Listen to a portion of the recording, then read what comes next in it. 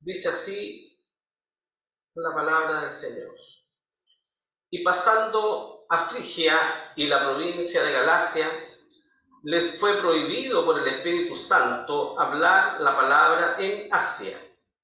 Y como vinieron a Misia, tentaron de ir a Bitinia, mas el Espíritu no les dejó. Y pasando a Misia, descendieron a Troas, y fue mostrada a Pablo de noche una visión. Un varón macedonio se puso delante, rogándole y diciendo: pasa a Macedonia y ayúdanos. Y como vio la visión, luego procuramos partir a Macedonia, dando por cierto que Dios nos llamaba para que les anunciásemos el Evangelio. Muy bien. Bueno, estamos tratando... estoy ocultando eso para que se vea mejor. Ahí sí, ya. Bien, estamos siguiendo, ¿no es cierto?, los pasos del apóstol Pablo y Silas en este segundo viaje misionero que emprende el apóstol con un objetivo bien claro. Pablo tenía un objetivo en mente cuando inicia este viaje misionero, tenía planes, como los hacemos nosotros, ¿verdad? Todos nosotros hacemos planes, nos proponemos cosas, oramos al Señor y nos proponemos cosas. Pablo también tenía un plan en mente y su plan era volver a realizar el mismo viaje que hizo en un comienzo, pero visitando las iglesias y los hermanos, ¿no es cierto?, por donde habían pasado en el primer viaje. Pero vemos aquí, en este versículo que acabamos de leer, ahí, que hay algo que debe llamarnos la atención. Si bien los planes del apóstol Pablo eran planes buenos, ¿o no? Eran planes buenos, porque él tenía en su mente la obra del Señor, no tenía otra cosa. La preocupación del apóstol Pablo era la obra del Señor, eran los hermanos, las iglesias. Debemos preguntarnos nosotros, ¿es nuestra preocupación esa también? ¿O solo estamos preocupados de nuestro bienestar, de nuestra familia, de nuestros hijos, de nuestra esposa, o etcétera? Porque aquí vemos un apóstol Pablo, ¿no es cierto?, preocupado de la obra del Señor. Y él planeando un viaje, ¿no es cierto?, para visitar a los hermanos. Pero independiente que los planes del apóstol Pablo eran buenos y eran planes que involucraban su vida cristiana y la obra del Señor, sin embargo Dios tenía otros planes. Dios tenía planes distintos a los que se estaba trazando Pablo. Y Dios le cambia los planes al apóstol, ¿verdad? ¿Cuántas veces Dios le ha cambiado los planes a usted? Yo creo que muchas, ¿no es cierto? Muchas veces el Señor a nosotros nos ha cambiado los planes. Y es bueno eso. Es bueno. ¿Ya? Eso significa que, primero, somos hijos del Señor. Segundo, Dios nos guía. Tercero, Dios ve por nosotros. Entonces, cuando Dios nos cambia los planes, es para beneficio no nuestro, sino que en este caso el cambio de planes que Dios le entregó al apóstol Pablo no era un beneficio directo al apóstol Pablo, sino que era un beneficio para un bien mayor, para la salvación de muchas almas. ¿Ya? Entonces, ¿cómo Dios le cambia los planes al apóstol Pablo? Con una visión. Y ojo con esto, ¿no es cierto? Nosotros creemos que la Biblia es suficiente. ¿Amén o no? No, parece que no es suficiente la Biblia. Ya, en la casa, ¿la Biblia es suficiente o no? Si es amén, hagan así con un dedito para arriba. Si no, así nomás. Ya, muy bien. Bueno, la Biblia es suficiente. No necesitamos otra cosa como guía de parte de Dios por medio del Espíritu Santo en nuestra vida. ¿Ya? Porque en la Biblia encontramos todo lo que necesitamos para nuestra salvación. Porque esa es la voluntad de Dios, ¿no es cierto? Que oigamos su palabra, que la creamos la aceptemos en nuestro corazón y podamos recibir el perdón de nuestros pecados para la salvación. Y esa salvación, mis hermanos, es para siempre, porque Dios nos la regala por su gracia y soberano amor. No por obras para que nadie se gloríe, no por obras para que nadie diga, yo voy a la iglesia todos los domingos, yo sirvo en la iglesia, yo predico, yo hago esto, así que yo soy salvo por eso. No, no nos equivoquemos nosotros. Somos salvos solo porque Dios tuvo lástima de nosotros. ¿Verdad? Bueno, entonces el apóstol Dios cambia los planes del apóstol a través de esta visión. Entonces volvamos a la visión, ¿no es cierto? Bueno, Dios entrega una visión al apóstol Pablo aquí para cambiarle los planes, porque Pablo tenía la intención de visitar a los hermanos para confirmarlos en la fe, ¿verdad? Y corroborarlos. Pero Dios tenía otro plan, ¿ya? El plan de Dios era que Pablo fuera un poco más hacia Europa, porque allá había almas que salvar también. Había almas que no habían escuchado el Evangelio y que necesitaban oír, ¿ya? Y por eso que Dios permite esta visión. Y qué visión más fuerte, ¿eh? Y que Dios toca el corazón del apóstol Pablo. Como dice acá, un varón macedonio de esas tierras, ¿no es cierto?, de Macedonia, se pone delante del apóstol Pablo y le ruega. El ruego del macedonio debe haber sido significativo, porque Pablo inmediatamente entiende que era un llamado del Señor. Y dice que ese macedonio le ruega a Pablo y le dice, pasa a Macedonia y ayúdanos.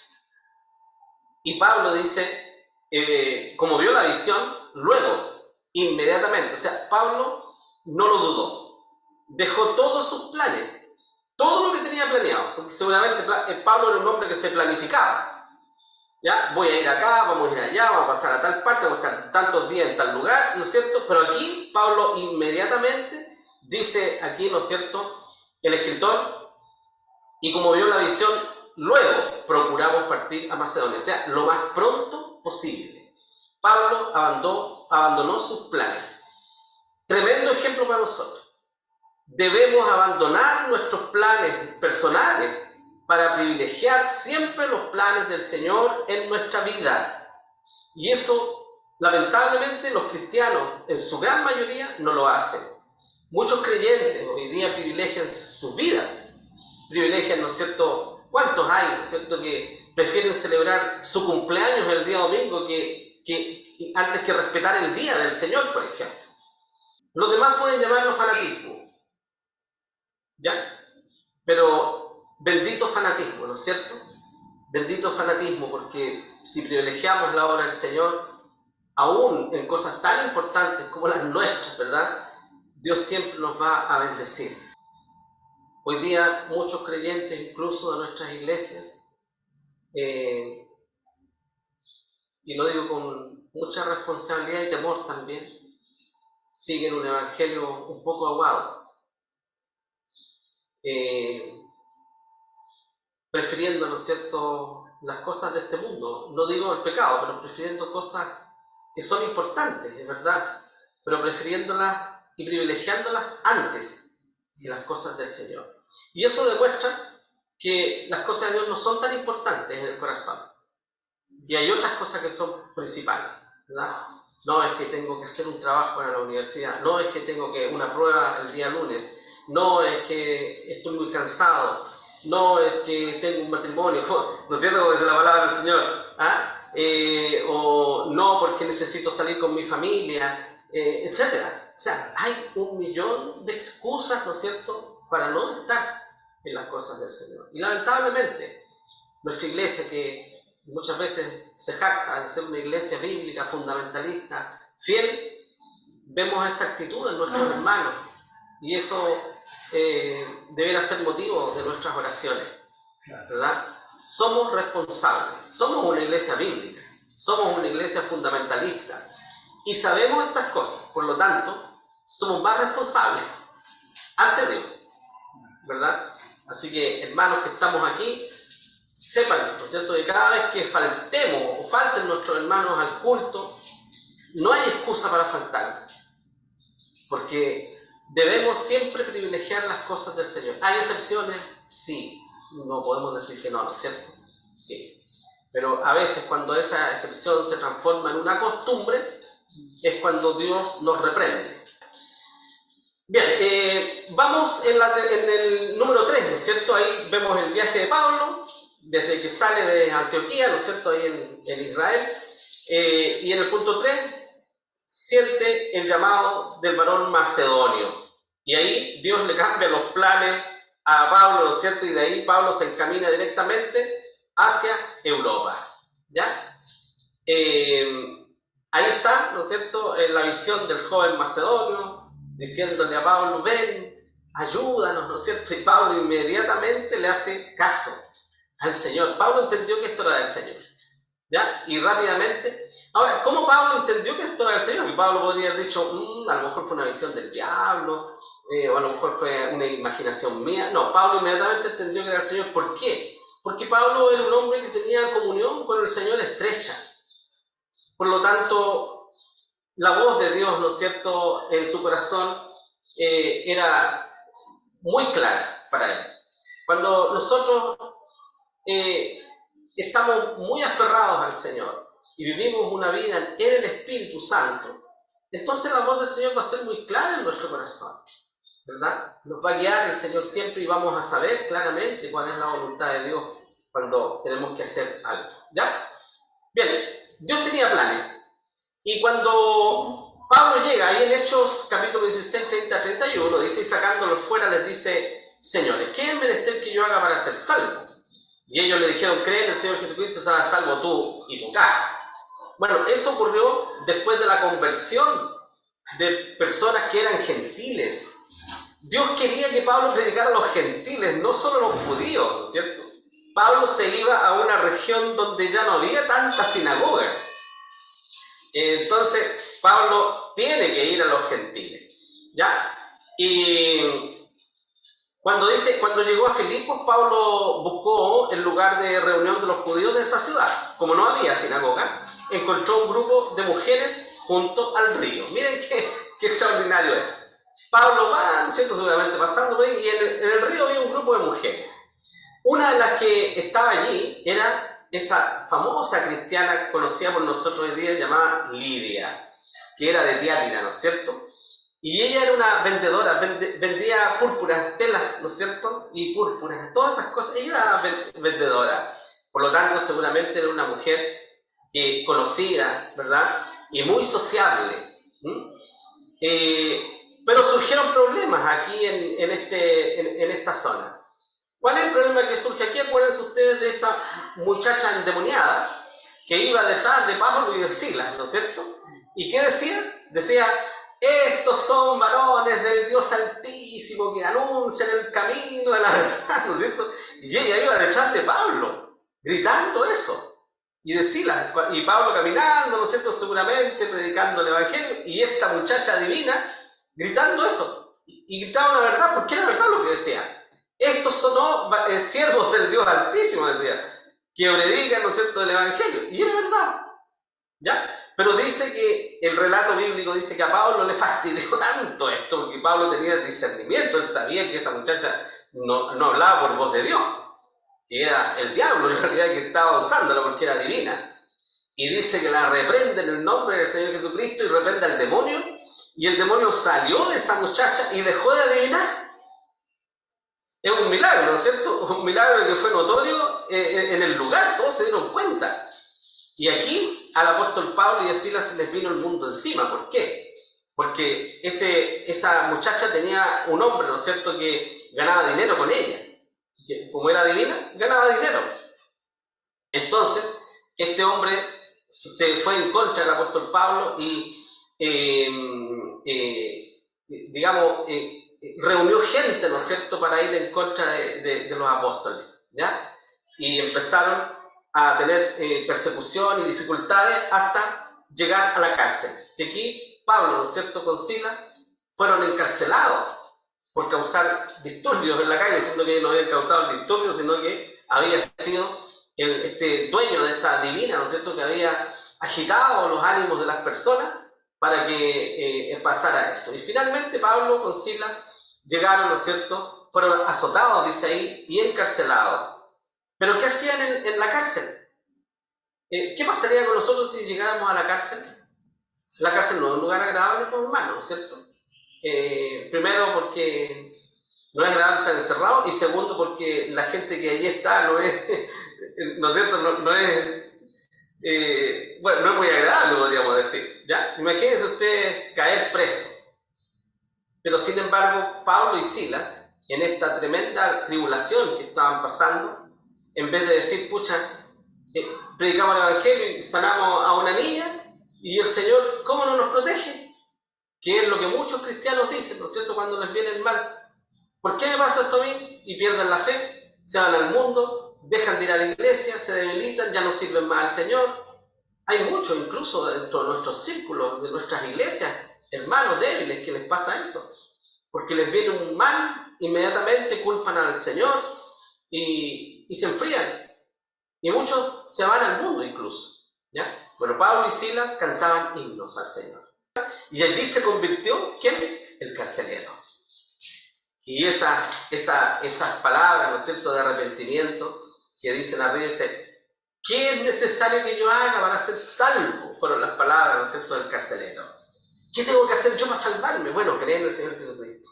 Nada más, cree. Y ese creer involucra entregar mi vida, recibir el perdón de mis pecados. Eso es, ¿ya? Y serás salvo tú y tu casa. Mi casa va a recibir bendición de parte de Dios, porque a través de mí Dios va a llevar el Evangelio a mi hogar, a mi esposa, a mis hijos, mis padres, mis nietos, qué sé yo, mis sobrinos, mis primos, mis tíos, ¿no es cierto? A toda mi familia va a llegar el Evangelio. Por eso, y serás salvo tú y tu casa. ¿Cuántos hemos ganado nosotros de nuestra casa? El Señor dio testimonio de que no hay profeta en su tierra, ¿no es cierto? No hay profeta en su tierra. O sea, el Señor mismo dio testimonio de eso. Cuando fue a Galilea, los galileos no creyeron en él. Porque dice, ¿acaso este no era el hijo del carpintero? ¿Acaso su mamá no está aquí? Ni su hermana, ni su hermano. No. ¿Y qué se cree que iba a darnos palabras tan elevadas? No creyeron. Entonces, el Señor dio testimonio de que no hay profeta en su tierra. Pero no por eso nosotros no le vamos a decir nada a nadie, ¿no es cierto? Tenemos la obligación de predicar el Evangelio a nuestra familia. ¿Ya? Bueno, aquí se convierte esta mujer, Lidia. Y la conversión de Lidia fue realmente hermosa. ¿Cuánto quisiéramos nosotros que la iglesia del siglo XXI estuviera llena de Lidias? Que la sociedad femenina estuviera llena de hermanas Lidias, ¿no es cierto? Dice aquí que un día sábado salimos de la puerta junto al río donde solía hacer la oración, y sentándonos hablamos a las mujeres que se habían juntado. Entonces, una mujer llamada Lidia, que vendía púrpura en la ciudad de Tiatira, temerosa de Dios, mire qué lindo, estaba oyendo, el corazón de la cual abrió el Señor para que estuviese atenta a lo que Pablo decía. ¿Se fijan ustedes de eso? El corazón de ella estaba atenta porque Dios le había tocado para que estuviera atenta. Así que cuando usted está atenta y cuando usted es sierva fiel, incansable del Señor, es porque Dios le ha puesto en su corazón eso. ¿Ya? Dios lo puso, así como lo hizo con Lidia. Y dice, y cuando fue bautizada, y su familia, mírenla, fue bautizada ella y su familia, nos rogó diciendo, si habéis juzgado que yo sea fiel al Señor, entrad en mi casa y posad, y contriñó, nos dice. O sea, les rogó, no los dejó tranquilos, hasta que los llevó a la casa. Era una mujer hospedadora, ella tocada por el Señor. Es la característica que debemos tener nosotros y que tampoco vemos hoy día en nuestras iglesias. Nuestros hermanos son poco hospedadores. No estamos muchas veces dispuestos a recibir a nuestros hermanos que vienen de lejos en nuestro hogar, ¿ya? Y más abajo en el 16:40 dice, entonces salidos de la cárcel, después que estuvieron en la cárcel Pablo y Silas, ¿no es cierto?, cuando cantaban himnos y todo eso, después que salieron de la cárcel, ¿dónde fueron? a casa de Lidia. Se fueron a la casa de Lidia. Y habiendo visto a los hermanos, los consolaron y se salieron. Fíjense ustedes, cosa importante. Lidia se convierte al Señor. Lidia lleva el evangelio a su casa, porque dice, creyó ella y su casa, y se bautizaron los de su casa. Lidia obligó poco menos al apóstol Pablo y a Silas que se quedaran en su casa. Y les dijo, si ustedes juzgan que yo soy fiel, entonces entren en mi casa. Imagínense que alguien le diga eso. ¿Ya? O sea, no podía decirle que no. Y fue. Y allí pasó un tiempo. Y después que estuvo preso y salieron, ¿dónde fueron? Donde la hermana Lidia. A la casa de la hermana Lidia, donde ya se estaban reuniendo los hermanos en la casa. Hoy esta hermana era, no sé, extraordinaria, ¿no es cierto? Movida por el Espíritu Santo. Se convirtió su familia, los hermanos empezaron a reunirse en su casa. Pablo llegó ahí, ¿no es cierto?, después que salió preso. Y dice, los consolaron y se salieron. ¿Quiénes consolaron a quién? Pablo y Silas consolaron a los hermanos. En vez de los hermanos consolar a Pablo y Silas, ¿no es cierto? Habían estado en la cárcel, los habían azotado. No, Pablo y Silas consolaron a los hermanos. Y les alentaron, ¿no es cierto?, a seguir el evangelio. Bueno, estos son ejemplos que debemos seguir nosotros. El ejemplo de la conversión de Lidia. ¿Ya? Un ejemplo para las hermanas. Digna de estudiar, ¿no es cierto?, para la sociedad femenina.